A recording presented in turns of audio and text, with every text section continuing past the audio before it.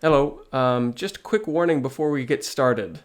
This video is going to talk about some unpleasant topics. Nazis, genocide, human cruelty.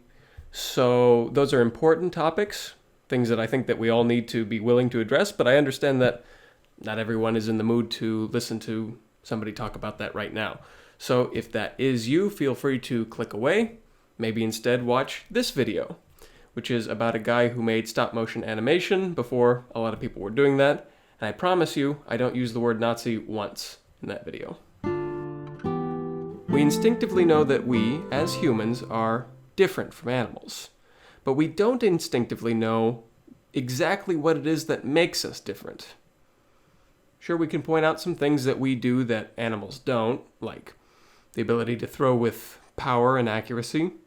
We have communication with unique complexity. And then there's the fact that we build computers, use those computers to generate fake lines, use those lines to act out an identical story to one that was acted out by drawings of lions 20 years earlier, and then pay billions of dollars to see said lines in a darkened room. But the most mysterious and ill-defined of these distinctions is the human conscience. Now, there's a lot of questions that come up when we consider the concept of conscience. I think the top one is, are we born with it? Well, for sure we know that we're born with the capacity for it, just like we're born with the capacity to throw or walk or say the word queequeg. But each of those abilities has to be trained, and so it is with our conscience. We learn from our parents and our communities what is right and wrong, and as we grow, we test those ideas, sometimes even changing our fundamental views of what is good and what is bad. Sometimes when humans are within a system, we lose that valuable ability to test and challenge the correctness of our actions. There have been a bevy of experiments and studies to show that sometimes we like to outsource our conscience. The classic one of those was the 1961 Milgram experiment, which showed that a lot of people will do just as they were told, even if they know it will cause harm to someone else. This being an unfortunate facet of human nature, it's interesting when you find someone who isn't defined by that flaw. Someone who, despite an oppressive and monolithic system that demands obedience, decides to go against orders to do what they believe is right. Chiune Sugihara is who we're going to focus on today as an example of that rare quality. He was the vice consul of the Japanese diplomatic mission to Lithuania starting in 1939, and his disobedience saved thousands of lives. Just before we move on, a note on his name, since it's a little interesting. In Japan, it would be Sugihara Chiune, because in Japan, like a few other Asian cultures, the family name comes first, followed by the given name. Some would say there's a social psychology to that. Family comes first. I'm not sure if that's true, that that's really the reason why it's like that. I've never actually checked it. But it does match the priorities of Japanese and Chinese cultures and the like. Family first. More so than the West, at least. So we know his job. We know his name. But who was he? I don't make videos about every mid-level civil servant from Imperial Japan, unless you want me to. I'd give it a shot. But Sugihara was notable because he was basically a man of conscience. He was someone who went out of his way to save lives at a time when life was cheaper than ever. World War II was the deadliest conflict in human history. But along with that, there were several concurrent genocides. The most notable, and the one we'll be focusing on, the one that Sugihara had an impact on, is the Holocaust. In 1939, Germany invaded Poland, kicking off the war. The country was insufficiently prepared to fight a modern war, let alone one on two fronts after the Soviets joined the fray. Now, about 5% of the population of Poland was Jewish at the time, and everyone knew that they were in serious danger. Since the Nazis had come to power in 1939, German Jews had lost nearly all their rights and were often the targets of violent mobs, stoked by propaganda and the hatred the party fueled. occupied Poland wouldn't be any different. The Jews were quickly rounded up into crowded and disease-racked ghettos. On occasion, they were simply slaughtered by soldiers or militias or even citizens who were whipped up with anti-Semitic zeal. But everyone knew things could only get worse. And here we find Sugihara, assigned to the Japanese consulate in Kaunas, Lithuania, in that same 1939. As he received news from the news and Polish intelligence, he saw what was happening. Jewish refugees from Poland came pouring into Lithuania. They begged for help to escape, knowing that the Nazis could soon come for them. But without the proper paperwork, traveling was dangerous. They could get sent right back to where they'd come from.